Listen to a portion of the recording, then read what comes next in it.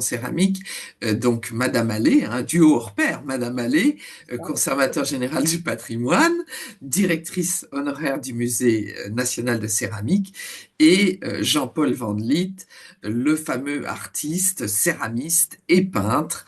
Voilà. Alors j'en profite pour également saluer les amis du musée de Biot qui nous ont rejoints ce soir pour assister donc à la présentation de l'œuvre de l'artiste par une femme de science et de grande culture. Alors, il sera chaque jour plus délicat de présenter Madame Allais au regard de la multiplicité de ses activités en faveur de la céramique, toujours plus nombreuses. Ces 39 années passées au musée de Sèvres, dont 28 en qualité de directrice, s'achèvent sur un enrichissement significatif des collections patrimoniales, notamment grâce à l'acquisition de plus de 500 pièces contemporaines qui constituent un précieux témoignage de notre temps et dont la valeur artistique, grâce à un choix averti, devrait se confirmer au bénéfice de l'institution et du public, bien sûr. Alors, nombre d'étudiants chanceux ont pu profiter de ces connaissances généreusement transmises à l'École du Louvre et à la Sorbonne pendant plusieurs décennies. Quant à ces écrits scientifiques, eh bien, ils foisonnent, qu'il s'agisse d'articles, qu'il s'agisse d'ouvrages spécialisés, de monographies d'artistes, de céramistes, bien entendu, ou encore de catalogues d'expositions. Alors, en complément des attributions découlant du strict exercice de ses fonctions, eh bien, Madame Allais a apporté un soutien efficace, bienveillant, à nombre d'artistes pour les éviter, on va dire, de trébucher sur le long chemin de la notoriété méritée. Nous pensons ici alors à Bail, nous pensons aussi à Marcoville ou encore de Blander, parmi ceux identifiés par son œil averti. C'est déjà en 91 que Madame Allais consacre une rétrospective à Jean-Paul Van Lith, alors identifié comme céramiste de tout premier plan et devenu l'un des porte-drapeaux de la céramique française contemporaine.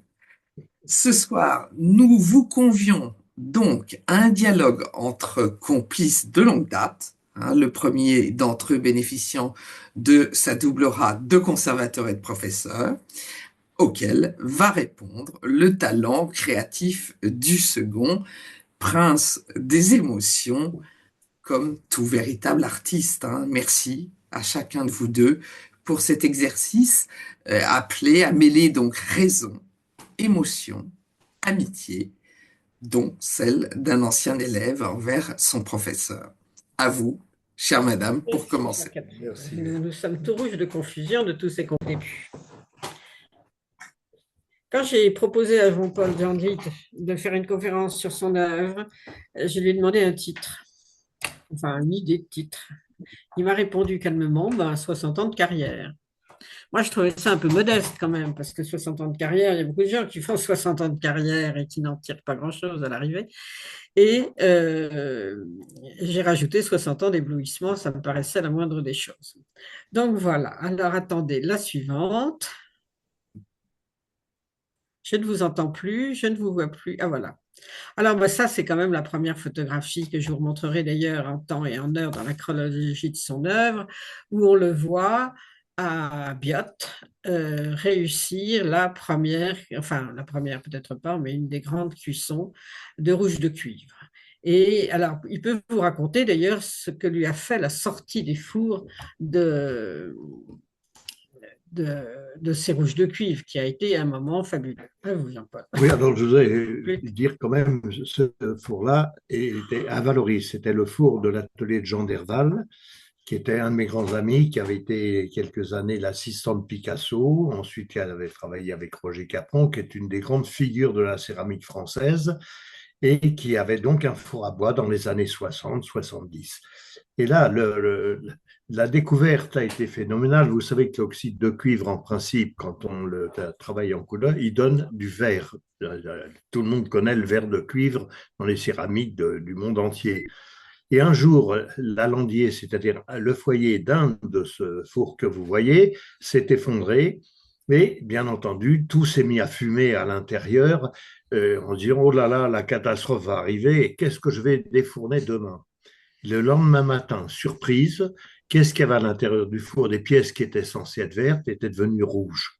Et oui, bah c'est l'oxyde de cuivre qui est, qui a été sujet à ce qu'on appelle la réduction de l'oxyde grâce à la fumée. Et grâce à ça aussi, ça a été tout le départ de fabrication, en ce qui me concerne, pendant 50 ans à peu près, grâce à Jean Derval, je dis bien rouge de cuivre de faïence, parce que les Chinois eux, pratiquaient depuis le 7e siècle sur le grès, la porcelaine, ces fameux rouges de cuivre qu'on appelait sang de bœuf. On va le retrouver dans 5 minutes, le rouge de cuivre. Donc, pour l'instant, je voudrais vous montrer la photo suivante. Et Et Jean-Paul, dans son antre de biote, vous retrouvez le vase que nous avons vu précédemment sur la photo précédente. Et vous voyez qu'il a l'air ravi. Donc, la vie est belle. Ben oui, La suivante, attendez, il faut avancer un peu, sinon nous avons 92 photos à vous montrer. oui, Donc, il est aussi très fier de lui. Alors, qui est Van Lith à ce moment-là? Il est né en 1940 à Argenteuil, dans une famille parfaitement bourgeoise et plutôt pendant ingénieur qu'artiste. Donc, c'était pas un vilain petit canard, mais enfin, c'était quand même quelqu'un qui ne rentrait pas complètement dans les cadres. Il n'a pas fait les beaux-arts en plus, il a fait l'école des métiers d'art. Non, des arts appliqués à l'industrie. Des arts appliqués à l'industrie, pardon. Ces écoles ont changé de nom plusieurs fois. Oui, oui. Et il a eu pour professeur Pierre Rouleau, pour lequel il a toujours manifesté le plus grand attachement. Ce fut un merveilleux professeur. Le problème, c'est qu'au bout de 2 ans, l'armée française a trouvé que ses études avaient assez duré et l'a envoyé faire la guerre d'Algérie, ce qui était une très mauvaise idée parce que ça l'a complètement démoli. C'était une vraie guerre, hein. C'était pas une guerre des boutons. Donc, catastrophe et retour au bout de 2 ans et demi seulement. Et à ce moment-là, il s'est installé à Valoris dans l'atelier de Portanier. Il y a fait connaissance de toute la bande qui travaillait à ce moment-là à Valoris, qui était arrivée généralement dans la succession de Picasso, qui avait entraîné avec lui une espèce de kermesse permanente, qui dans les années 60-65 était reparti. Picasso n'est pas resté très longtemps à Valoris. Il a simplement donné un formidable coup de fouet à la création céramique dans cet endroit. Donc, Jean-Paul Van Lith s'est amalgamé en quelque sorte à ce groupe de gens et il en a profité en réalité d'abord pour apprendre la céramique, parce que tout ça c'est très gentil, mais dans la suivante, s'il vous plaît. Euh, le... Catherine, pourvu que ça marche. La suivante. Catherine, vous m'entendez? Alors oui, ça c'est un peu un aparté. Jean-Paul Van Lith a toujours fait de la peinture et du dessin à haute dose. Il s'exerce, il peint, il dessine, il peint, il dessine. C'est pas, il montre ou pas ce qu'il réalise dans ces domaines, mais il s'exerce. Et vous savez, il y a toujours deux façons de faire du décor céramique. Il y a le principe des calques et on reproduit très, très, très soigneusement, avec un souci pictural énorme, les modèles que l'on utilise. Et puis, il y a ce que les Italiens appellent le style accompagnario, où on dessine comme on peint sur la céramique comme on dessine sur du papier, c'est-à-dire beaucoup plus vite, beaucoup moins soigneusement. Et c'est notoirement ce procédé-là que Jean-Paul Van Lith a adopté. La suivante. Voici une nouvelle photo un peu moins ancienne de Jean-Paul Van Lith. Il montre avec fierté ce qu'il fait. Il a raison. C'est un mélange de verre et de bois, ce que vous avez sous les yeux. C'est ça, hein? La suivante, s'il vous plaît. Alors ça, c'est sa première pièce. Dans certaines versions de la préparation de cette conférence, je l'avais enlevé en me disant que c'était quand même pas glorieux. Mais disons qu'il faut bien commencer. Et il a commencé comme ça, pour le meilleur et pour le pire. Je reconnais que c'est plutôt le pire, là, pour l'instant. La suivante. Alors, là, c'est déjà quand même tout à fait différent.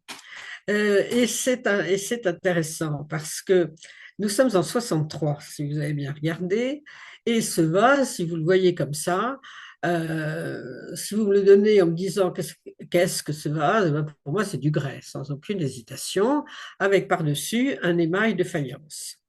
Et effectivement, dans ces années-là, la technique du grès s'est imposée partout, sauf dans le midi de la France, qui n'avait jamais fait de grès. C'est une technique nordique, et dans le midi, on ne fait pas ça.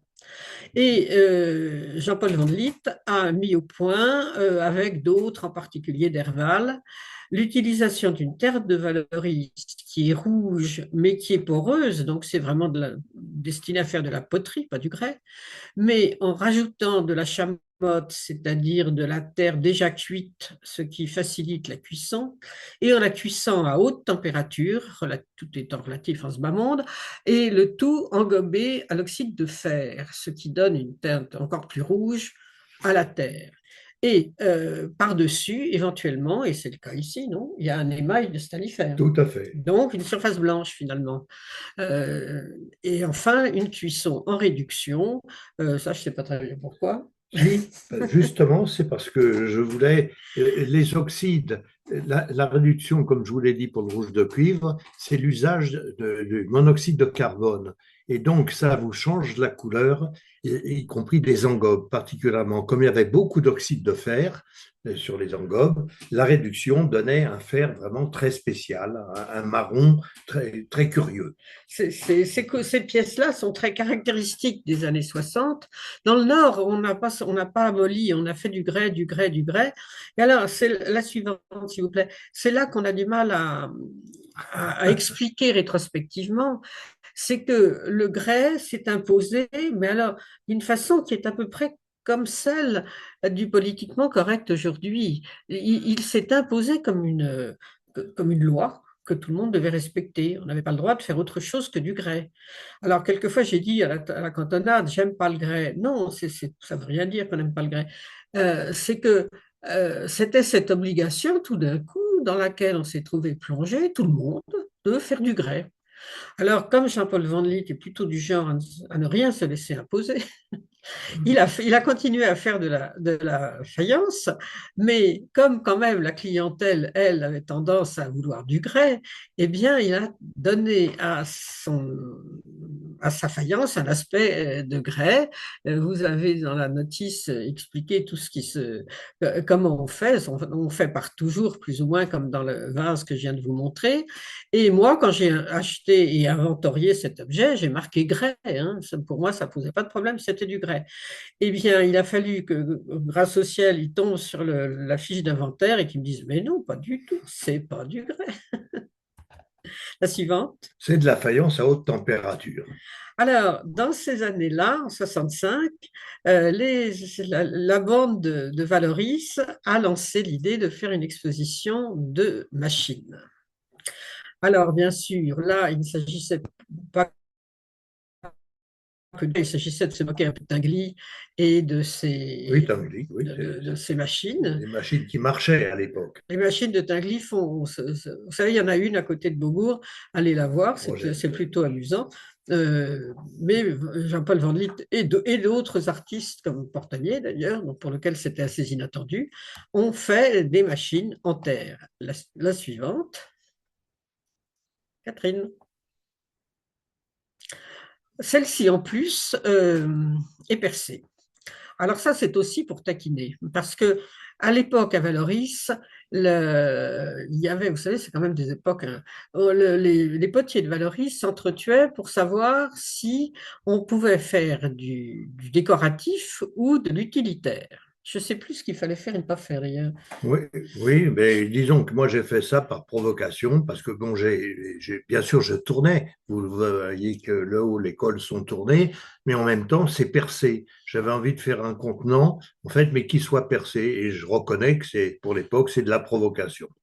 C'était bien, en fait, dans une certaine mesure. Jean-Paul a eu de la chance parce qu'il aime bien provoquer et c'est une époque où on provoquait assez facilement. De nos jours, mettre quelques trous dans une céramique, hélas, ça ne provoque plus personne. On s'est très bien habitué. La suivante. Alors là, c'est une vraie machine, pour de vrai. qu'il a exposé il n'y a pas très longtemps dans une exposition à Biot et qui est superbe. Regardez ça. Puis ça, enfin, ça ne marche pas, mais c'est tout comme. La suivante. Une autre de ces machines intitulée La broyeuse de chocolat. Alors tout ça donne des objets évidemment très, très marrons, euh, mais très proches du grès. Cela dit, en l'occurrence, comme ça prétend être des machines, ça marche très bien. Tout ça marche très bien ensemble. La suivante. Alors celle-ci aussi est un contenant perforé. Vous savez, il y a Fontana qui avait commencé, le peintre italien, à percer un peu tout ce qu'il fabriquait. Mais là, c'est arrivé en France grâce à Van Vliet. Champy a fait ça beaucoup, beaucoup plus tard. Voilà, ce sont des objets qui sont bien datés de 1965. C'était le début de sa carrière. Nous continuons. La suivante. Alors, pendant tout ce temps-là, il fallait quand même gagner sa vie. Il avait femme et enfant, et c'est très gentil de faire des contenants perforés, mais comme vous le voyez, ça se vend pas très très bien, pas toujours très bien.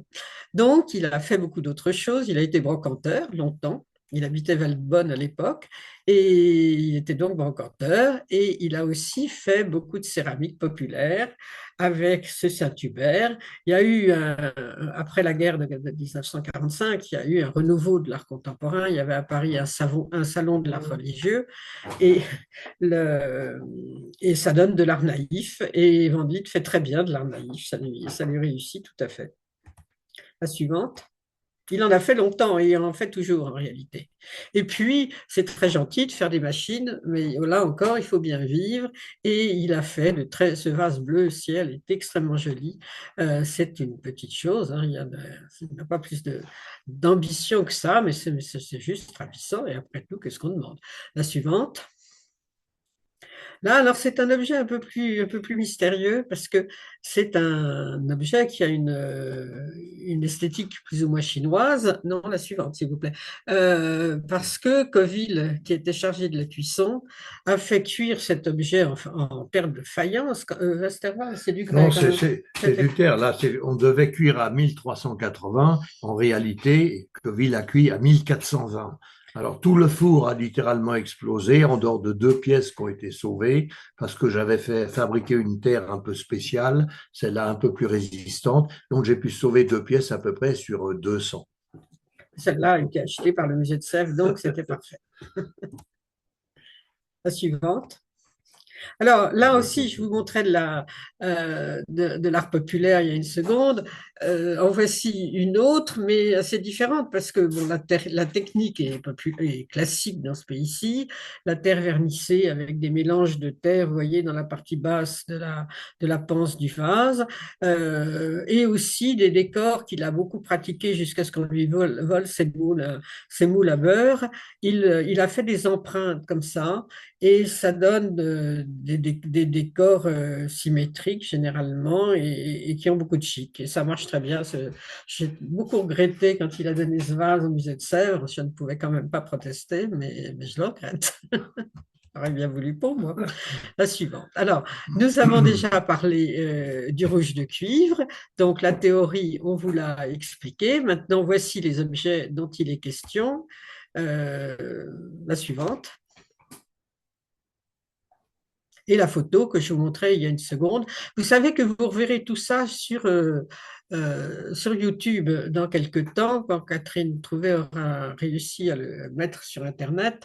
Comme ça, toutes ces écritures qui expliquent les choses sur le bord des diapositives, vous pourrez les lire. La suivante.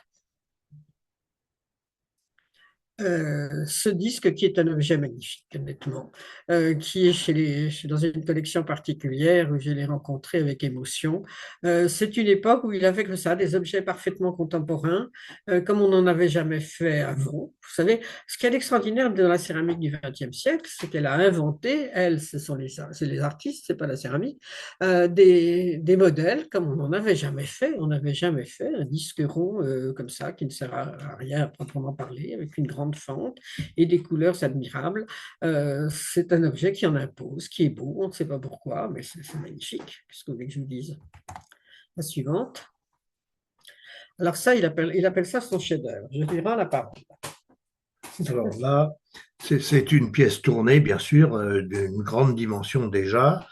Et surtout, quand on cuit ce genre de pièce au four à bois, on cherche d'abord soit à ce que la pièce soit verte avec l'oxyde de cuivre, soit à ce qu'elle devienne rouge de cuivre par la réduction justement et par l'enfumage. Et c'est rare de pouvoir combiner les deux, puisque ou c'est oxydant ou c'est réducteur. Et là, cette pièce, ça a été une des premières pièces où j'ai réussi à la fois à ce que ce soit oxydant et réducteur, puisque c'est vert à la fois et rouge, ce qui normalement ne serait pas trop possible. C'est grâce à la fumée et à la maîtrise, je dirais, du four à bois. Alors, il y a une chose dont on n'a encore pas dit un mot, mais qui est quand même très très importante dans son œuvre, c'est son goût pour la virtuosité. Hein. Les céramistes aiment la virtuosité, ils essayent toujours de nous faire croire que c'est pas grave, que ça compte pas, qu'ils font ça comme ça en sortant, en se levant le matin. En fait, évidemment, ils en ont un mal fou et le goût de la virtuosité est comme ça. Enfin, c'est intrinsèque à la plupart des céramistes et Jean-Paul Van Lith encore plus. Alors lui, en plus, cette virtuosité, il l'a utilisée la suivante, il l'a utilisée largement pour faire des choses comme ça que réellement personne n'avait fait avant lui. Jean-Paul. Alors voilà la première pièce au four à bois, cuite dans le four de Jean Derval, dans 63, je crois, quelque chose comme ça. Et là, vous remarquez les coups de feu qui amènent des craquelures sur l'émail, qui est à la fois rouge de cuivre et en même temps un peu verdâtre aussi, sur émail stanifère blanc. Mais ce qui était intéressant, j'ai remarqué à l'époque de charger le four à certains moments et de donner des grands coups de feu amène des craquelures qui ensuite se vitrifient et donnent l'aspect que vous pouvez constater là sur la pièce. La suivante. Dans d'autres cas, il a cherché vraiment des couleurs douces, délicates. Au lieu de chercher des effets puissants, il a cherché des effets subtils. Et en voici un exemplaire avec ce vase à quatre pans et surtout ce col qui est serti d'or fin. C'est de l'or à la feuille, je suppose qu'il a. Non, c'est de l'or d'orfèvrerie, là. D'accord. Par Claude Pelletier, qui est l'orfèvre merveilleux de Valoris, qui a beaucoup travaillé avec Van Lith, et nous en reparlerons. La suivante. Suivante. Catherine. Catherine. Non, c'est à moi. Tac, tac. Ça ne passe pas. Qu'est-ce qui se passe? Catherine? Il y a un arrêt. Stop. Ah ben voilà. Voilà. Et ce vase, cette pièce-ci a été exposée comme à peu près tout ce que je vous montre en ce moment en 72 dans l'exposition de 91 et ça faisait un effet, vous ne pouvez pas savoir, c'était absolument magnifique. Ces objets avaient 20 ans d'âge en fait, c'est un très bon âge pour l'art parce que les choses sont un peu rentrées dans l'histoire de la céramique et n'ont pas encore le côté démodé qu'elles ont à 40 ans. Donc, ce sont des objets qui s'imposent, qui sont magnifiques. La suivante, et quand on a vu comme ça dans une seule salle réunie tous ces objets plus magnifiques et plus étonnants, parce que ce rouge de cuivre, quand même, on n'avait pas l'habitude de voir ça sur de la faïence, et ben, l'éblouissement, il a daté de 91 et il continue toujours. À droite, des rouleaux à beurre qui ont décoré ce vase presque plat, et à gauche, des bouteilles très hautes avec du rouge de cuivre et du vert, plus ou moins vert. La suivante. Ici, à nouveau, des écritures à gauche. Jean-Paul avait appris la calligraphie chinoise. Alors, il n'est pas allé très loin dans la calligraphie, mais ça lui a suffi pour pouvoir faire des décors de pseudo-calligraphie. Et il a raison, enfin, excusez-moi, il a raison, oui, parce que c'est très chic, la calligraphie en céramique. Et je suis toujours étonnée que les artistes ne s'en servent pas plus. La suivante. Une pièce qui est vraiment alors sur image stannifère, ce qui est le cas de beaucoup, mais cette fois-ci apparemment sans oxyde de fer en dessous, non? Là, si, il y a un engobe offert que vous voyez qui est foncé, Oui. et puis le blanc, bien entendu, Il a un éclat, enfin voilà, vraiment et il le y a roux, du décor, vous voyez quand même au pinceau, on voit des traces à l'oxyde de fer au pinceau. le rouge, la suivante. Alors, dans d'autres cas, je vous l'ai déjà montré, et je vous en montre d'autres, du rouge de cuivre, tout dans la délicatesse, les teintes douces. La faïence est au milieu de sa forme et ça fait des vases ravissants. La suivante. Celle-ci est assez différente parce que pour le coup, elle est plus foncée, elle est plus sourde. L'émail d'oxyde de fer est bien fort. Alors, vous voyez, en réalité, réellement, on peut obtenir des effets extrêmement variés avec ce seul rouge de cuivre, oxyde de cuivre qui, quand même, devient vert ou rouge à la demande quand c'est Jean-Paul Van Dyck qui l'utilise. La suivante. Alors, par ailleurs, à la même époque, eh bien, il faisait beaucoup d'autres choses.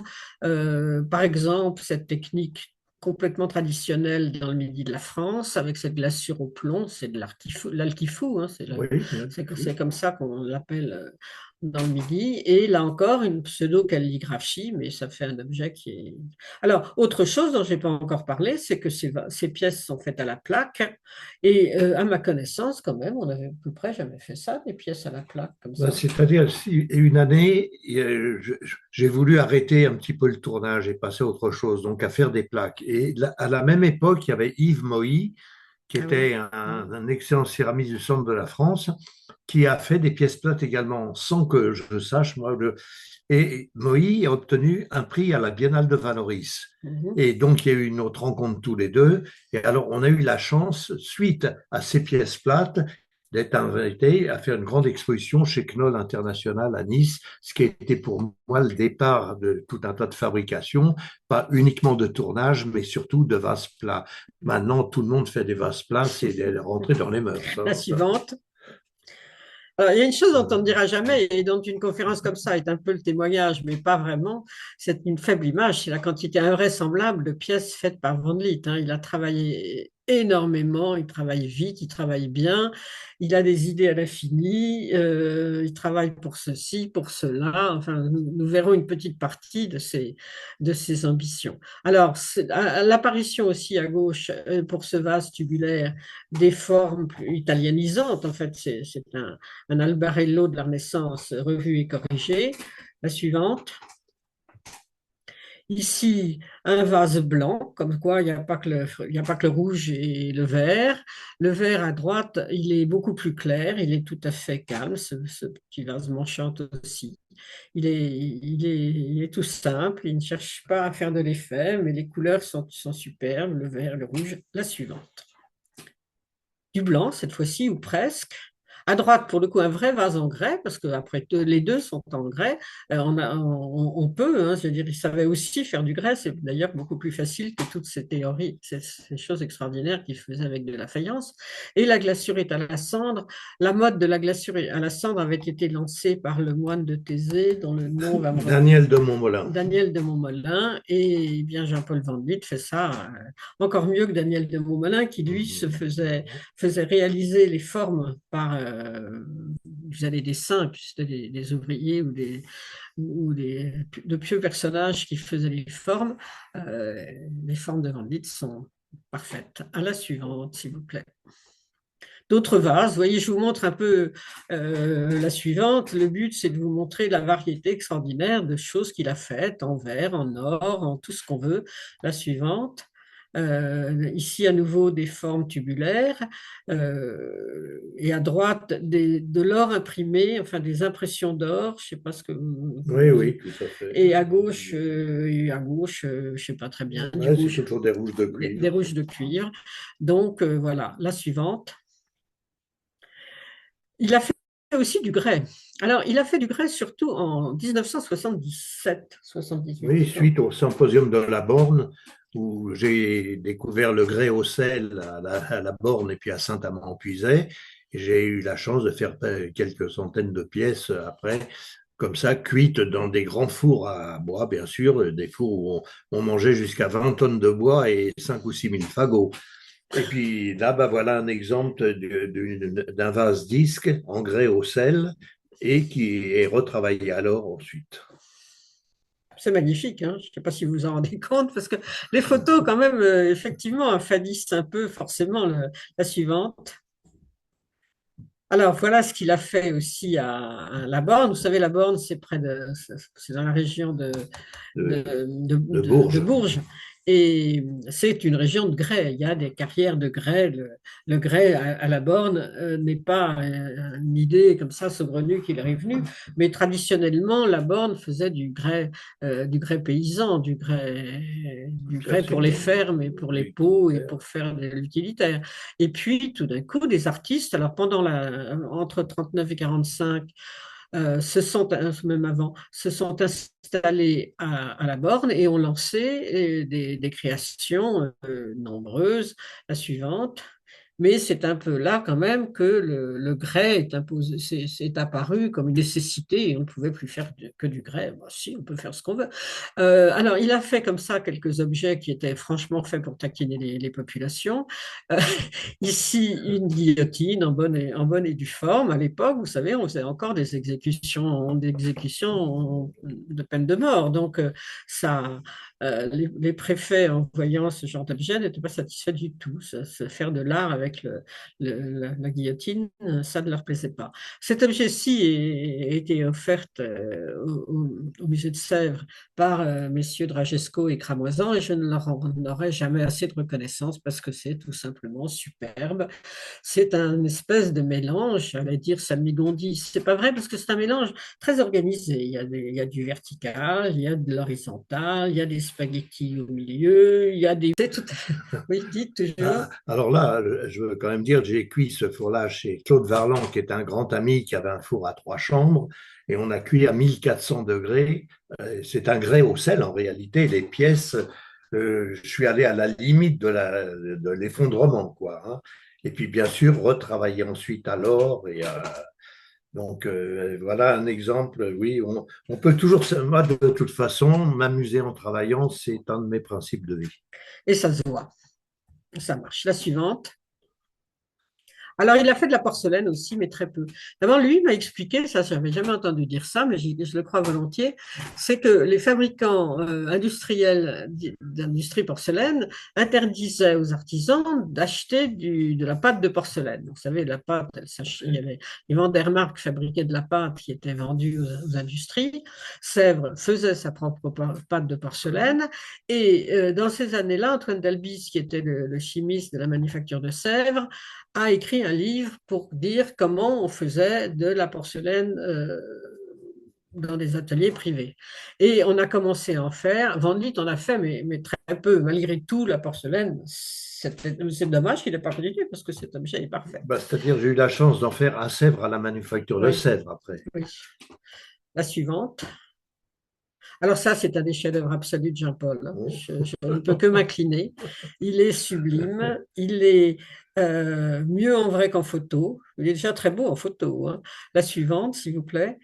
Vous voyez, c'est un plat à l'or, lui aussi avec un motif estampé de moule à beurre, et l'ensemble a atteint la beauté, et c'est pas peu dire, loin de là, des plats hispano-mauresques du XVe et du XVIe siècle, qui sont également dorés, et Jean-Paul a complètement renouvelé le genre décoratif, parce que les pièces hispano-mauresques sont complètement différentes, mais on a là la qualité de cet art. La suivante. Et la pièce est exposée à Sèvres en même temps. En ce moment, ce vase qui lui est tout doré. Et alors là, c'est bon, c'était un peu la mode. Là, il a enfoncé son pouce pour créer des reliefs dans le vase. Et il est tout doré, il est tout magnifique. Et on passe, oui. Je voudrais me permettre de dire un petit mot par rapport Oui. à l'or. Pourquoi j'ai fait de l'or? C'est qu'il y a eu la méthode de ce qu'on appelait le grès sauvage, et ça m'énervait. On parlait que du grès, les gens refusaient de voir la faïence. peut-être à cause des fabrications de Valoris à l'époque. Et je me suis posé la question, qu'est-ce que je déteste le plus dans la vie? C'était l'or. Alors du coup, ben, j'ai trouvé de l'or. J'ai commencé par faire un petit point sur une pièce et puis une barre. Et puis en quelques années, j'ai pris goût à utiliser l'or sur céramique, alors qu'en fait, je détestais totalement ça au départ. C'était pas la mode. Il faut pas oublier que dans ces années-là, la mode, c'était le rustique, c'était la toile de jute, c'était les tables en chêne et le grès pour boire son café, ce qui est quand même une catastrophe totale. La suivante, s'il vous plaît. Et voilà un petit résumé. Donc, un vase à l'or, un vase au rouge de cuivre avec de l'or et un vase en faïence rouge de cuivre Sur Angobe. sur engobe. Vous voyez, ça n'a pas besoin d'être gigantesque et grandiose pour être extrêmement, extrêmement joli et précieux. La suivante. Alors, oui, ben voilà, c'est une sorte de conclusion de toute cette. Là, je vous dis, c'est un musée aussi, ça c'est sûr. Ce vase s'appelle Nuit d'orgie et c'est pas pour rien. Il y a du bleu, il y a de l'or, il y a du rouge. Il doit bien y avoir d'autres couleurs que je ne vois pas là tout de suite. Et ça donne une orgie magnifique. À la suivante. Alors, il a aussi, plus sagement quand même, fait de la peinture sur porcelaine. Alors, sur porcelaine ou sur faïence, enfin, il achetait là, c'est de la porcelaine, il achetait des assiettes et il les décorait. Alors là, ben, l'assiette était noire et il l'a décorée en or et comme souvent, il a mis dessus une dame toute nue. C'est un de ses motifs préférés. La suivante. Pas que quand même. Alors là, à nouveau, une pseudo-calligraphie. La suivante, je me dépêche un peu parce que le temps passe et que j'ai encore beaucoup de choses à vous montrer. Ici, un oiseau sur cette coupe en grès qui est fait comme une calligraphie parce qu'on voit bien le coup des pinceaux, un peu comme dans la peinture chinoise où le pinceau large ou fin part pour représenter ici non, un oiseau et pas une calligraphie. La suivante. Des vases aussi dans la foncée, sombre, la suivante. Après tous les dorés, il faut quand même que je vous montre qu'il n'a pas fait que du doré. Mais enfin, cette assiette est encore assez dorée, il faut bien reconnaître. C'est de la porcelaine, cette fois-ci, phosphatique, donc anglaise, et avec un mélange de pseudo-naïveté et d'aspect évidemment décoratif. La suivante. Les couples. Nous allons en voir pas mal de couples, soit qui s'aiment pas, soit qui s'aiment beaucoup. La suivante. Je vous ai dit qu'il aimait les dames toutes nues, et ben ça se confirme. Ça, c'est un des trucs de Van Lith, c'est qu'il ne craint pas le mauvais goût. Et effectivement, c'est sans doute pour ça qu'il aboutit à des chefs-d'œuvre. C'est qu'il ose faire les choses. Il dit toujours, je les fais d'abord, et puis ensuite, j'écoute ce que me disent les gens pour savoir si c'est réussi ou raté. Bon, bah, c'est un mode de travail. C'est un mode de travail qui lui fait faire des choses qui sont plutôt malencontreuses parfois, mais aussi et le plus souvent qui lui permettent de faire des choses magnifiques, parce que si vous ne prenez pas de risques, ben, vous ne faites rien. La suivante. Il a aussi peint sur des porcelaines diverses et variées. Ici, la manufacture Virban faisait travailler des artistes, justement. Elle continue peut-être, d'ailleurs, je ne sais pas. Et en voilà, la suivante. Des assiettes. Il a fait des services entiers. Et vous retrouvez des coupes, vous retrouvez Et alors, au centre, vous avez une assiette avec, enfin plutôt à droite, une assiette très creuse et une aile bleue et dorée. Et effectivement, il a repris pas mal de ses assiettes des modèles de la majolique de la Renaissance, cette idée d'avoir une grande aile et un tout petit contenant. On se demande toujours comme ce qu'il mangeait au XVIe siècle, parce qu'on ne voit pas très bien où il mettait le spaghetti. La suivante. Et ce vase, qui est une petite merveille, à base de pseudo-calligraphie, d'un rose parfait et délicat, de l'or délicieux, la suivante. Et puis, Jean Van Lith a remis la machine en route et il a retrouvé les couleurs les plus vives de la création. La suivante. Alors, il a commencé en 1982 parce qu'il a appelé Mon idée céramique. À vous, Jean-Paul. Oui, là, ça a été un peu de la provocation. C'est que j'en avais assez aussi peut-être de faire de l'ordre et des choses que je cuisais. Et j'ai décidé ça m'amusait. J'avais en tête l'histoire de Duchamp qui avait pris un urinoir et qui l'avait exposé tel que. Ben, moi, j'ai trouvé sur une décharge publique un vieux vase qui était là. Je l'ai peint à l'acrylique et je l'ai montré dans une exposition. Ça a déclenché un véritable scandale et ça m'a bien amusé. Et vous voyez, c'était l'époque, en 82, on pouvait encore faire des scandales parce que la peinture était à l'acrylique. De nos jours, je crois que ça ne ferait plus aucun scandale, excusez-moi. La suivante. Alors, toujours à l'acrylique, c'est un grand bloc de 85 cm de haut et qui est en terre cuite et qui est peint à l'acrylique et ça donne un objet extrêmement puissant. Là encore, est-ce que c'est très beau? Est-ce que c'est pas très beau? C'est à vous de Avec un décider. hommage à Calder. Voilà, c'est absolument à vous de décider. Et on passe à la suivante. Ici, moi, j'aime bien ce groupe, le groupe infernal. Nous voyons arriver les scènes de ménage et celle-là est quand même assez éloquente. La suivante. Ça, c'est un objet, alors là, vous voyez, magnifique. Il a été commandé à Jean-Paul Van Lith pour une exposition qui a eu lieu en 79 à Auxerre et qui avait été organisée d'une façon assez étrange. On avait confié à une dame qui n'y connaissait rien, mais qui a fait absolument le tour de l'Europe pour réunir des objets divers et variés. Et Jean-Paul a porté cet objet magnifique, mais le problème, c'est que par rapport à tous les grès de l'époque, en 79, c'était quand même la grande époque des grès, on ne pouvait pas le mélanger aux autres, les autres auraient littéralement disparu.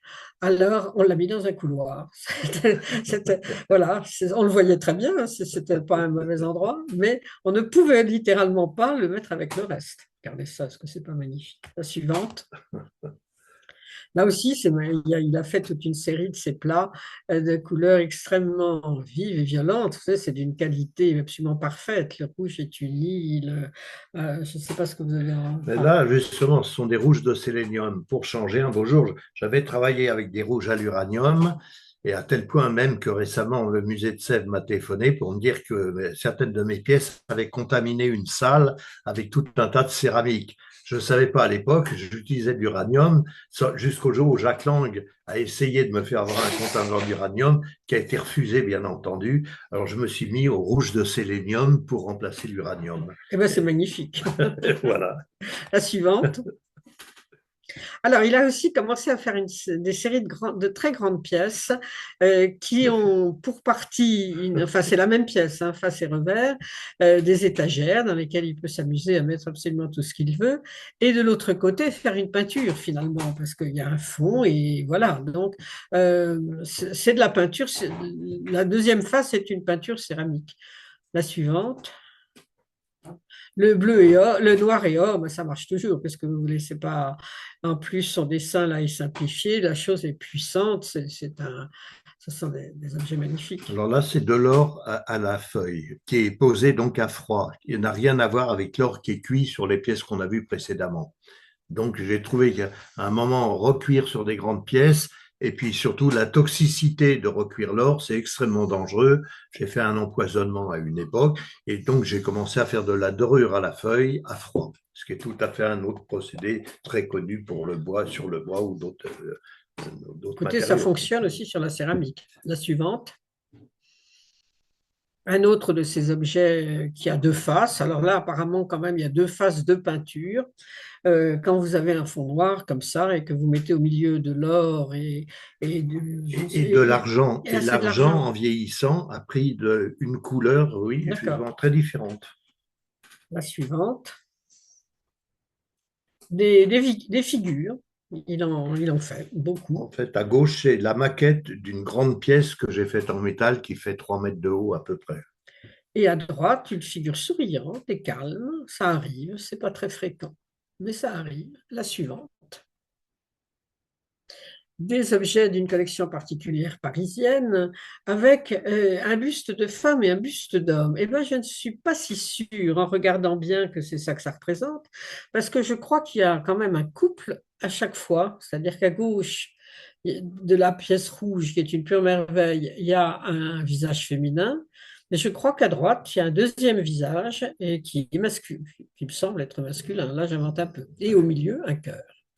La vie est belle et le tout est rouge et or, c'est parfait. À droite, un objet plus sombre, bleu et brun, avec là aussi, si vous regardez bien, ça peut être un seul visage, mais ça peut être aussi deux visages. Alors, vous choisissez la suivante. Ici, des couples. Je vous avais dit que je vous montrerai des couples. Celui gauche, on ne le voit pas tout de suite très bien parce qu'il est un peu flou dans ses couleurs, mais il s'agit visiblement d'un couple qui va bien. Le monsieur et la dame se rapprochent, il y a un oiseau en bas, enfin un cœur percé au milieu, alors qu'à droite, évidemment, vous avez deux personnes qui se tournent le dos, enfin la tête, vraiment pas d'une façon très gentille. Mais je l'aime quand même. La suivante. Je n'ai mis que des choses que j'aimais, il ne faut pas croire. Ensuite, un couple qui, je ne suis pas certaine qu'ils soient faits ensemble, si peut-être. À droite, un homme oiseau, qui est superbe. Il a un côté un peu Père Noël, rouge et or. Et à droite, une dame, bleu et or, ou noir et or, je ne sais pas, bleu en tout cas. Euh, voilà, tout ça s'envole avec bonheur. Euh, la suivante. Vous voyez, cette production, cette fois-ci, beaucoup plus euh, dans une certaine mesure beaucoup plus moderne, qui a complètement intégré l'art contemporain et qui le respecte complètement. J'aime beaucoup les chats à la plaque. Il y a eu beaucoup de chats, il y a beaucoup d'animaux qui ont été faits par des artistes, généralement plutôt après 45. Mais Jean-Paul en a fait aussi, ici, ce chat superbe et cet oiseau. Pourquoi vous ne faites pas de chien? Vous avez un chien? La Si, j'en ai suivante. fait. Vous avez fait des Oui. chiens. Bon, non, j'ai pas vu. La suivante, Catherine. Ce volatile, il est beau, avouez, il est tout simple, avec une plaque de terre qui est en relief. Et voilà, tout simple et tout beau. La suivante. L'âge d'or, à proprement parler, puisqu'il y a de l'or un peu partout, sur des couleurs pâles, ce qui n'est pas si fréquent dans l'œuvre de Jean-Paul Van Lith. La suivante. Il faut que je me dépêche, excusez-moi, je n'ai pas le temps de... J'ai encore tout le verre à vous montrer. Et ensuite, des vases lentilles, donc des vases circulaires et plats, en haut avec une forme un peu chinoise, avec ces sortes d'anses dans chacun des deux, un jaune et or, et l'autre plutôt gris, rouge et or. La suivante. Du rouge cette fois-ci, mais alors vraiment, c'est un vase qui est grand, qui est noble, qui est beau, qui est simple et qui est magnifique. La suivante. Un objet plus subtil dans sa décoration, parce que le bleu est plus clair, mais il est vif. On a comme une espèce de lever de soleil ou de coucher de soleil derrière une sorte de bateau, puisque le disque s'appelle bien la mer, avec des vagues. Je ne sais pas comment vous faites ces vagues très régulières. Ouais, bon, Comme ça? c'est difficile, oui. Ah bon, Comme c'est ça, difficile. Non, c'est pas difficile à faire, c'est suivant. Vous savez, je prends un peu n'importe quoi quand je travaille. Un peigne, Oui, la aussi. la suivante. Oui. À nouveau des vagues, Voilà, mais ça, cette fois-ci c'est dans une une grosse toute pièce. autre palette. Celle de droite est une très grande pièce, magnifique, avec du rouge, de l'or et du vert. Là, quand même, on retrouve. Ce sont des pièces, quand j'enfourne ça, je me casse les reins parce qu'avant de les cuire, c'est des pièces qui font à peu près 60 kilos, ça. Et de mettre ça à bout de bras dans un four avec 60 kilos, j'ai souvent eu des problèmes à cause de ça, de faire Ouais. des pièces trop grosses à enfourner. Celui de droite est léger et petit. De gauche. De gauche, pardon. Il est tout en poésie et ce sont des espèces de demi-lunes tout à fait ravissantes. La suivante. Et nous approchons de la fin de 23. Vous voyez ce vase-là. Alors, il m'a expliqué qu'en réalité, il faisait des plaques et puis il les faisait toujours dans des ou ronds ou carrés, en gros. C'était le plus simple. Et puis tout d'un coup, il s'est dit, non, il faut absolument que je fasse des plaques serpentins. Donc, il s'est mis à découper les plaques. C'est le même vase, hein, c'est la face Oui, et le oui. revers du même vase jaune et or. Donc, ce sont des objets qui sont magnifiques. La suivante. Des masques. Il en a fait beaucoup. Il en a fait depuis longtemps. Et là, il en a exposé toute une série de bleus qui sont maintenant dans son atelier, revenus dans son atelier, et qui sont parfaits. Il a toute une collection de vases, de masques de toute origine. Il y en a 160, je crois. Des vases Du monde entier, africains quoi, du oui. monde entier. Et ben, les siens rejoignent facilement et volontiers les masques du monde entier. La suivante. Et puis, une dernière, enfin, dans ce qu'il a fait plus récemment, là, je vous dis, c'est pas toujours d'un goût absolument délicat, mais paf, des céramiques avec des sérigraphies anciennes qu'il a. Ça, le chef indien, par exemple, c'est un cliché de 1860 et le nu à gauche est de 1930. Vous voyez, donc là, Ce sont de véritables sérigraphies sur céramique. donc, et la Avec, suivante, je l'ai fait avec mes amis Buffil d'Aix-en-Provence. la suivante. Alors, celle-là Ah, étant ça, c'est un chromo, c'est une chromographie. Donc, c'est-à-dire, on pose le chromo et on le cuit ensuite à l'émail. Alors, c'est un modèle japonais, ça, je ne crois pas que les un nu fesses soient japonais. japonaises. Ah, ça, je suis sûr que c'est japonais. Les fesses aussi? Ben, les Japonais, moi, sont d'une pudeur. Je n'ai jamais vu. Oui, non, bon, d'accord. Alors, d'accord. Voilà, je crois que nous terminons là-dessus. Non, peut-être pas. La suivante. Voilà, si c'est là-dessus que Voilà. nous terminons. Parce que Jean-Paul Van Lith avait commencé par des objets, je vous ai montré un Saint-Hubert pour commencer, et je vous montre maintenant un vase Falm qui s'inspire encore de l'art populaire. De temps en temps, revenir aux choses simples, vous savez, les dames avec des grandes jupes ou des petits seins qui Ouais. débordent et des yeux creux, ben ça repose. On peut pas faire tout le temps des choses.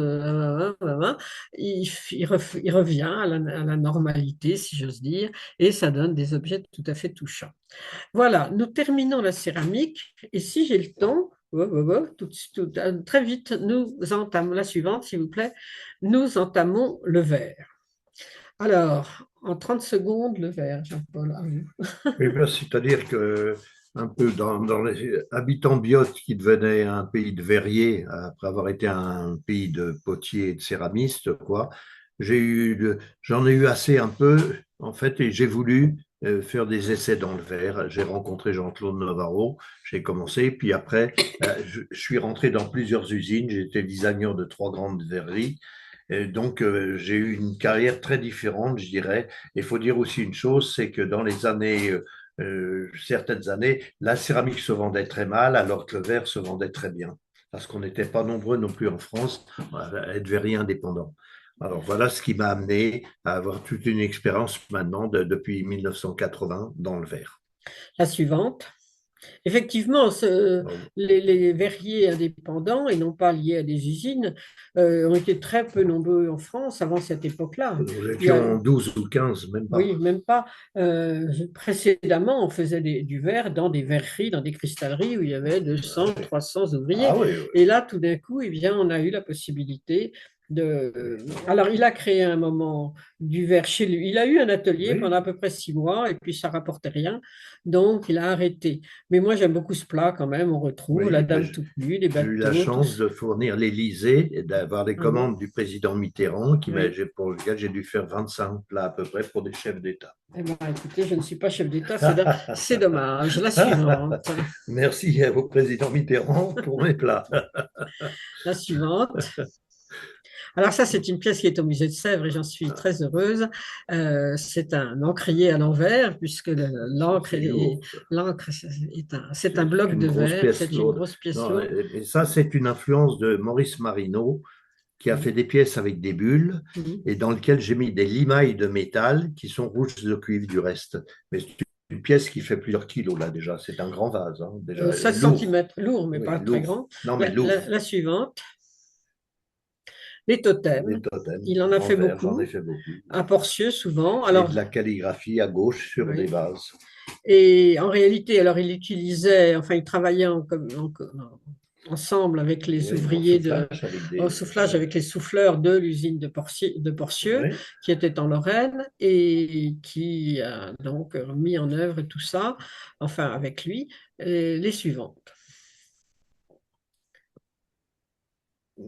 La Ça suivante. bloque. Dans d'autres, de l'opaline de cristal. c'est de l'opaline de cristal fait dans Artvillers, je crois. Non, ça, j'ai commencé en Normandie, ces pièces-là. Oui, hein, chez Walter, je sais plus Oui, quoi. chez Walter Sperger, à Et, Blangy-sur-Brel. et donc, ce sont c'est de l'opaline de Oui. cristal. Donc, ça donne, le décor ressort mieux qu'à travers la transparence pure Ouais. du verre ou du cristal, et ça donne des objets tout à fait séduisants. La suivante. Alors, il a beaucoup travaillé. Je vous avais dit que je vous remontrerai des pièces faites avec Claude Pelletier. Vous voyez, ces Des verres montages en orfèvre, oui. à gauche, là, sont tous remontés avec Claude Pelletier. Et à droite, vous voyez apparaître d'une part des verres faits avec Pelletier et d'autre part des verres, comment vous appelez Des ça? verres à l'or. Des verres à Des l'or, verres à d'une l'or. part, et des verres Oui, plissés, oui, oui. tordus. Ah Attends, oui, la suivante, vous allez en voir voilà, d'autres. ça c'était suite à une exposition que j'ai eu la chance de faire avec Salvador Dali. Donc voilà des exemples de verres pliés, entre guillemets. Et ça, j'aime bien quand les vers comme ça s'embrassent comme un couple. Ça marche très bien. La poésie du verre, c'est efficace. Un bateau, Jean-Paul Van Lith a fait avec du verre cassé et peint, Oui, émaillé. récupération. Récupération, beaucoup de bateaux. Ça marche très bien parce que c'est très joli et qu'on est ravis La d'en. bascule. Comment ils sont à bascule, et parce qu'effectivement, la mer en verre, c'est un peu difficile. La suivante. Un autre, dans un style complètement différent, au contraire, tout en géométrie, tout en rigueur, avec des formes raides ou rondes. Le suivant. Alors, l'industrie du verre a été permise en grande partie grâce à Corning. Corning est une entreprise américaine qui fabrique du verre pour beaucoup d'industries et qui fait des blocs de, excusez-moi, Voilà, sont des verres qu'on appelle du cristal optique. Donc là, et ça, c'est des récupérations que je faisais dans les usines Corning et je montre un écrasement de verre, entre guillemets. un gros bloc de vase de verre, merci, qui écrase un petit verre. Le suivant. Alors, d'autres objets qui, au contraire, utilisent complètement la transparence du verre avec un papillon. Voilà, c'est normal, au fond, de faire des papillons verts, même s'il n'y a pas de papillon transparent. Et puis, un totem, il en a aussi fait beaucoup. Tous toujours différents, généralement, effectivement, à base d'éléments. Récupération Corning. La suivante. Il a aussi beaucoup peint sur des vases qu'il souffle parfois, qu'il récupère d'autres fois, avec, comme souvent, des bateaux. Et c'est de l'émail sur verre. C'est de l'émail sur verre et ce sont des bateaux ou des dames toutes nues. Qui est cuit à un peu plus de 700 degrés, c'est-à-dire en recuisson. Et qui sont toujours différents. Le suivant. Ceux-là, qui sont assez étranges parce qu'ils sont complètement différents de ce qu'il fait d'habitude, puisqu'on n'a pas de dames et on n'a pas de bateau. On a des pommes, des poires et des bêtes, à gauche, des flamands. Des flamands. Et ça donne tout à fait autre chose et c'est très bien. Le suivant. Alors, il a fait, enfin, je veux dire, on ne peut pas dire tout ce qu'a fait Van Lith dans sa carrière, c'est pas possible. En 60 ans, il a fait de tout et encore de tout. Mais on peut quand même souligner certaines choses assez particulières. D'abord, qu'il a réalisé des carreaux pour un passage souterrain à Cannes, et c'est lui qui a réalisé le tunnel et tous ces carreaux en bleu ou en ocre. Il y a 1600 mètres carrés de carrelage. De carrelage, donc vous voyez, ça continue et nous ne le voyons qu'en très faible partie. Et c'est lui qui a fait tout ça. La suivante, avec Derval cette fois-ci, des carreaux qui sont posés sur la façade de l'hôpital Reine-Élisabeth à Bruxelles. Et ce panneau tout entier fait 20 mètres de long, donc vous n'en avez ici qu'une faible partie. Sur 4,50 mètres de large, en haut relief, c'est-à-dire là, il y avait un ensemble de 1000 heures de travail quand même à tous les deux. Oui, oui, donc ce Ouais. sont des choses voilà, qui sont extraordinaires. Voilà, écoutez, je suis désolée d'avoir Voilà, allé aussi passez-le. vite Et pour vous puis, parler. Attendez, je oui, crois que j'ai à peu près, oui, il est 1 heure, bah 8 oui. heures, vous voyez, je suis presque, presque tout à fait à l'heure. Et je vous remercie de votre attention, comme on dit dans les Alors, bonnes médias. Et moi également. Merci infiniment à tous. c'est nous qui vous remercions, tant Madame Allais que Jean-Paul Van Lith, les deux, l'artiste et finalement l'historique assuré par Madame Allais. Bravo, merci beaucoup. Alors, on va demander à ceux qui ont enfin, des questions à poser, de les poser via le chat. Et pendant ce temps-là, je parle de la prochaine visioconférence. Ah bah, vous voyez, il y Ah, avait encore une pardon, exposition que j'ai vous n'avez pas oublié évoquée. cette photo-là. Ah, les Jara au Excusez-moi. bagne. Les Jarres de Bagne, Jean-Paul Van Lith et d'autres personnages tout à fait sympathiques ont organisé une énorme exposition de jarres à Aubagne. Je ne sais plus très bien à quelle Et année, il y a une bonne vingtaine d'années. j'ai fabriqué Et, celle-ci à Anduze. et il a fabriqué une jarre de 3,20 m. Donc, vous voyez sa taille à lui, je ne sais pas combien vous mesurez, mais un jarre 1,90 m, 1,85 m. 1,85 m. Et bien, vous voyez, on arrive pratiquement au double en hauteur. Et la largeur n'est pas mince non plus. Et cuite, elle faisait un peu plus de 700 kilos. Voilà.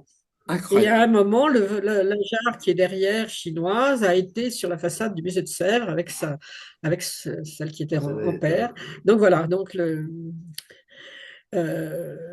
voilà. Je voulais terminer sur un chef-d'œuvre parce qu'effectivement, le propre de Jean-Paul de Vandit, c'est de faire des chefs-d'œuvre. Oh. Vous savez, il y a des gens qui font des assiettes toute leur vie et c'est très bien comme ça, ils font des assiettes ravissantes. Jean-Paul fait des grandes choses. Non, je m'amuse. Voilà. Question. Combien d'années avez-vous travaillé avec Varlan? Avec Varlan, oh bah, c'est-à-dire, c'est plutôt, on s'est connus sur au moins 15 ou 20 ans, au moins. Mais c'est surtout que, bon, si j'allais chez lui, bah, je faisais une cuisson, ou lui venait dans le coin, à la maison. Donc, c'est pas du travail ensemble. Comme avec Coville, j'ai travaillé, alors là, carrément, pendant plusieurs années, c'est-à-dire à cuire quand même beaucoup. Un four de 2 mètres cubes, hein, qui était le four de Fernand Léger et de Brice, hein. Alors qu'avec des tas d'autres amis, je cuisais en fonction du matériel où des gens venaient chez moi et cuisaient chez moi. Donc, mais les années, de toute façon, les trois quarts des gens avec qui j'ai travaillé, ça a été au moins pendant 30 ou 40 ans et avec Pelletier depuis 60 ans. Ouais, ouais. Voilà. Alors, attendez. Bon, en attendant les prochaines questions, je vais juste montrer. Alors, Mais oui, parce que je ne l'ai pas là sur le. là Vous voilà. l'avez pas? Là voilà. Donc, la prochaine visioconférence qui aura lieu donc mardi prochain, ce sera Bernard Carreau, qui est le président des Amis de Frenchline, et il nous parlera de l'art de la table sur les paquebots français, la salle à manger d'un collectionneur. Donc, la semaine prochaine. Bon, voilà. Donc, comme ça, nous pouvons poser nos questions directement à Jean-Paul. Alors, moi, j'en avais une. En fait, vous avez dit rapidement que vous avez travaillé à la manufacture de Sèvres. Alors, quel était ce projet, en fait? Qu'est-ce que vous avez réalisé à Sèvres? Ben, le projet, j'ai eu la chance de connaître des gens comme Antoine Dalbis, mais c'est en fait par la présence aussi d'Antoinette au départ et de Jean-Claude Fin, qui était directeur ou chef de fabrication. Et puis, bon, bah, comme je m'intéressais beaucoup à l'or, ça les a intéressés que je choisisse, par exemple, une douzaine de vases de Sèvres des années 30, par exemple, et que je les travaille alors avec des décors, donc, et en faire des pièces de Sèvres avec la marque Sèvres. Et là-dessus, j'ai trouvé que si moi ça m'amusait et c'était gentil de la part de l'État, entre guillemets, puisque c'est une manufacture nationale, ça aurait été bien d'ouvrir cette manufacture à des artistes français ou étrangers, qui n'étaient pas fatalement des gens du métier, mais qui pouvaient être des designers ou autres, et de faire un centre en même temps de production de pièces contemporaines. Et je pense, grâce à Jacques Lang, qui m'a cautionné dans cette chose-là, ben, j'ai pu au départ faire admettre cette idée et on a construit à Sèvres quelques chambres déjà, si vous voulez, pour recevoir des gens de l'extérieur et qui ont travaillé avec tout ce que vous pouvez voir maintenant, sans parler de grands artistes à qui il faisait déjà de toute éternité faire des pièces. Mais là, il y a maintenant maintenant eu une ligne contemporaine dont vous pouvez voir actuellement, bien entendu, beaucoup de pièces, hein. Donc, ça a été, moi, mon plaisir, c'était toujours la collaboration. C'est pas uniquement faire moi des pièces, c'est collaborer avec des gens et puis apprendre leur savoir-faire. C'est passionnant. Alors, les artistes avec lesquels vous avez collaboré, vous avez dit alors, vous pouvez nous les redire, ceux avec lesquels vous avez eu les principales collaborations? À Sèvres. À Sèvres? Non, pas forcément à Sèvres, Non, non, dans non. votre La carrière. collaboration, par exemple, j'ai eu la chance d'être demandé par Lanvin, les parfums Lanvin, pour relooker les parfums de Jeanne Lanvin dans des séries de luxe pour grands collectionneurs. Donc, c'est quand même des milliers. Et si vous voyez le cahier des normes de Lanvin, ce qu'on appelle le cahier de normes, croyez-moi qu'il y a de quoi décourager beaucoup de gens. Mais j'ai réussi et on a fait plusieurs milliers. Puis j'ai fait également pour beaucoup d'autres fabricants. Pour Chacoq, par exemple, j'ai mis au point en 2 ans toute la fabrication de Very Chacoq pour le parfum. Donc, vous voyez la collaboration. Bon, maintenant, avec les architectes, j'ai fait, par exemple, à Cannes, une sculpture de 40 tonnes. Donc, j'ai fait quand même Qui est où beaucoup maintenant? Ah oui, mais pendant 10 ans, j'ai fait beaucoup de travail pour l'État, entre autres pour la ville de Cannes. Alors, vous voyez, on peut passer, je travaille avec un orfèvre aussi bien. J'étais sous contrat avec Claude Pelletier sur des gens très importants à Paris, comme Orfèvre ou autres. Donc, le tout, c'est de vouloir essayer. Moi, si vous voulez, les deux choses dans la vie qui m'importent, hein, c'est la curiosité et le travail. Mais en même temps, vous avez écrit sur la céramique. Donc, en même temps, vous êtes un technicien, mais en même temps aussi un intellectuel. J'ai écrit plusieurs Qu'est-ce que livres, vous mais avez j'ai fait un préféré alors? dictionnaire de la céramique, un dictionnaire du verre et un Oui. dictionnaire de la ferblanterie. Bon, Oui, et puis pas mal d'autres, alors beaucoup d'écrits historiques sur la ville de Biot. Également, j'ai participé avec le CNRS. J'ai monté avec des amis une association qui s'appelait Arezzo, où on a fait des milliers de pièces avec 3 fours de type romain qu'on a montés et où le CNRS venait en permanence travailler avec nous. Eh oui. Alors, avez-vous des contacts avec des porcelainiers de Limoges, me demande-t-on? Non, j'ai connu quelques-uns, si, mais qui, entre-temps, avaient quitté leur fabrique et s'étaient mis à la retraite. Mais je dois dire que moi, le contact avec Antoine d'Albis, m'a quand même servi dans beaucoup de domaines. Et puis, j'ai eu la chance par Antoinette de faire partie de la commission d'achat des musées nationaux pendant plusieurs années, et donc de côtoyer également Limoges avec ce que ça a enclenché ensuite comme travaux qu'il y a eu de fait du Limoges actuel. Donc, et puis, non, ce qui est important pour moi, la première personne, à ma connaissance, qui a fait de la porcelaine artisanale en France, c'est à Biot. C'est Jacqueline Or, qui était une femme céramiste.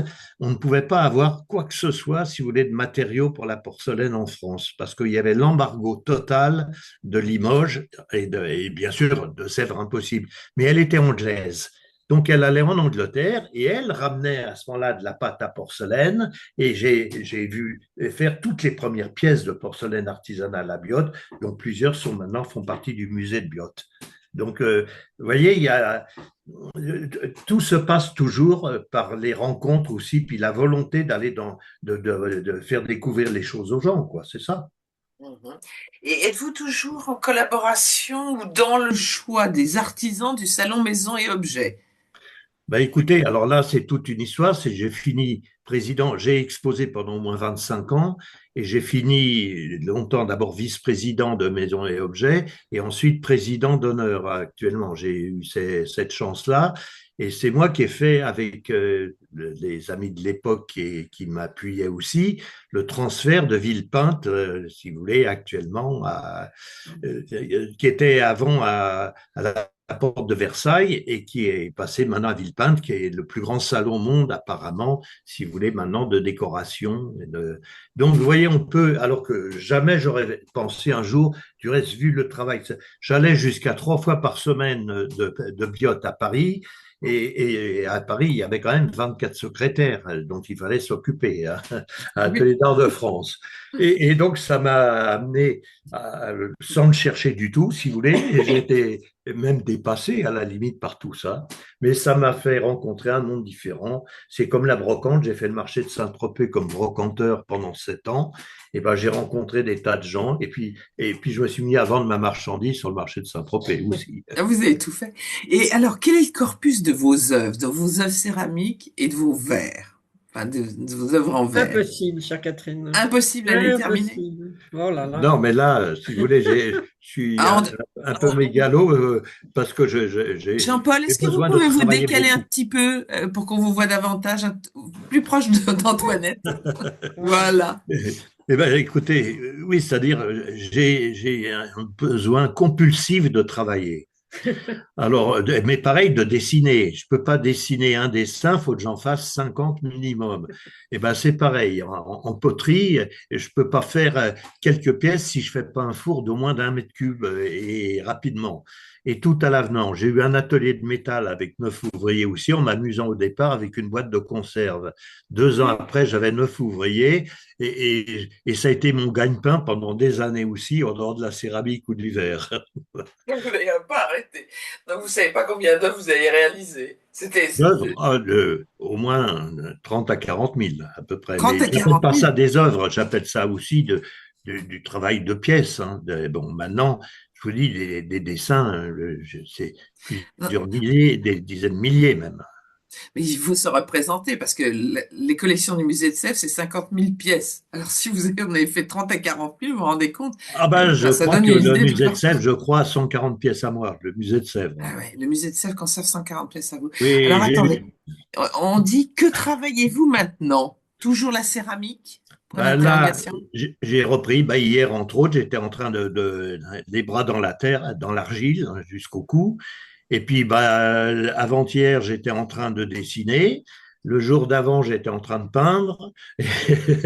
Et puis, entre-temps, je me promène. Et puis, je vais dans les musées. Et puis, voilà. Bon. Vous Euh, n'arrêtez jamais. non, non, non, j'avais pas d'intention. J'ai 85 ans et j'ai l'intention de continuer. Et alors, est-ce que vous avez transmis votre savoir-faire? Est-ce que vous avez des élèves Ah ben, finalement? j'ai formé quand même à peu près une quarantaine de gens. Je Ah parle, oui. voilà, quand, en tant qu'entrepreneur, je m'entends, hein. Et puis j'ai surtout fait travailler beaucoup d'enfants dans des écoles parce que j'ai toujours aimé les enfants. Donc ça, c'est sans être professeur. J'ai jamais voulu être enseignant, déclaré comme enseignant. Alors j'ai toujours travaillé et encore là, j'ai des projets. J'ai reçu hier une demande d'enseignant qui me demande de faire participer des enfants d'école à un projet que je leur avais soumis sur les masques du monde. Non, mais c'est assez incroyable. Ouais. Et quelle est la collection publique qui conserve le plus de vos œuvres? C'est le musée de Sèvres, en Oh, somme. ben, j'ai eu au Japon une grande rétrospective quand j'étais jeune. J'étais même étonné parce que je vois pas comment j'avais été choisi alors qu'il y avait des tas. Bon, Sèvres, j'étais le premier, je m'entends vivant, à avoir une rétrospective au musée de Sèvres. Et sorti de ça, ben, j'ai eu aussi tellement d'expositions et de salons, c'est plusieurs centaines, quoi, hein. Ouais, ouais. Donc, Donc, bah, écoutez, c'est formidable. Et est-ce que vous avez exposé à l'étranger, ah à oui, part le Japon? là, j'ai des pièces dans, je sais pas, 50 musées à peu près du monde. Ah oui. Donc j'ai la liste, oui. Et au Japon, j'ai fait plus de 2 séjours au Japon, en Chine également. Et Et vous avez travaillé en Chine? non, j'ai fait un peu de décor sur. Ils allaient enfourner un grand four en Chine quand je passais. Et puis le gars voyait que ça m'intéressait, alors il m'a laissé prendre un pinceau des bols. J'ai jamais vu le résultat parce que je repartais, si vous voulez, mais j'ai pu m'amuser à faire quelques décors de bols en Chine. Mais D'accord. sinon, non, vous savez, j'aime voir le travail des autres, hein. Bon, bah écoutez, c'est formidable. Je crois qu'il n'y a plus de Si, si, il y en questions. a. Si, si, Attendez, il y en a. ah oui, avez-vous des fours personnels à bois ou électriques? Ben oui, si vous voulez, j'ai eu les 2 derniers fours à bois des Alpes-Maritimes puisque j'ai repris le four de Jean Derval à Valoris. Et ensuite, j'ai conçu avec un ingénieur suisse, Feller, qui est un ingénieur de la combustion, un four qui a été absolument remarquable, c'est-à-dire un four mixte qui marche à tous les combustibles et où tout était recyclé. C'était le premier four en France J'ai fait ça il y a plus de 20 ans à peu près. Et il marchait. Alors, je commençais par exemple la cuisson au gaz jusqu'à 900 degrés. Il y avait deux alandiers. Je mettais 10 bûches de bois. J'étais à 1200 degrés. J'avais les mêmes résultats qu'au bois. On pouvait marcher au fil et je recyclais. Toutes les fumées étaient recyclées et le gaz était réinjecté. Donc, ça a été le premier four en France. Au début, Gaz de France rigolait, se payait ma tête. Ensuite, ils m'envoyaient leurs ingénieurs avec des appareils de contrôle. Et suite à mon four, ils se sont monté une quarantaine de fours sur mon modèle, hein, quand même. Extraordinaire. Non, mais moi, j'avoue que vos compétences elles sont extraordinaires parce que dans tous les domaines, la peinture, la céramique, le verre, l'écriture, enfin, vraiment, c'est. Alors, Madame Allais, je crois que je vais vous laisser le mot de la conclusion. Ben, écoutez, volontiers. D'abord, il y a quand même eu une question qui est passée très vite, qui demande à Jean-Paul si on pouvait prendre contact avec lui. Mais ça, j'ai répondu à ce monsieur Ah bon, qui m'écrive parce que enfin bon, le d'accord. mail, c'est Bon, difficile de le passer ok. en D'accord, direct. il a répondu. Oui. Mais pour le reste, écoutez, des gens comme Jean-Paul, on en redemande. Ouais. Parce que réellement, cette fécondité dans la créativité, et puis je vais vous dire une chose qui n'a rien à voir, mais qui est quand même extrêmement agréable. Jean-Paul Dandy est un monsieur bien élevé. Alors, on peut travailler avec lui très longtemps, dans d'excellentes conditions. Parce que vous savez, dans les céramistes, quand même, il y en a, je les comprends d'ailleurs, c'est un métier très, très énervant de tourner, là, ça doit vous rendre fou. En plus, ils n'ont pas la sécurité. Enfin, ils ont des moyens financiers souvent très difficiles. Jean-Paul a traversé tout ça lui aussi, comme tout le monde, si j'ose dire, mais enfin, il reste imperturbablement bien élevé et ça rend la vie beaucoup plus agréable et surtout quand vous avez autant de talent que lui. Je vous remercie. Je crois que vous avez conclu admirablement, chère madame. Moi, Je sais Et pas. je voudrais remercier Antoinette parce que c'est aussi une des ah personnes oui, qui, dans la vie, m'a le plus aidé. Hein. ah oui. Et bien Ben, entendu, tous les collectionneurs, et dont vous en connaissez bien sûr certains, s'il n'y avait pas eu ces gens-là, eh ben, j'aurais peut-être pas pu mais faire ce que j'ai fait. Enfin, en tous les cas, il y a beaucoup de gens qui s'expriment en disant quel homme, quel créateur ben magnifique, oui, hein. en parlant à votre endroit. Donc, effectivement, je Voilà. pense qu'on partage tous la même opinion. Et ce sera le dernier mot de ce soir et on se retrouve mardi prochain donc pour À la une semaine prochaine. conversation sur les arts de la table.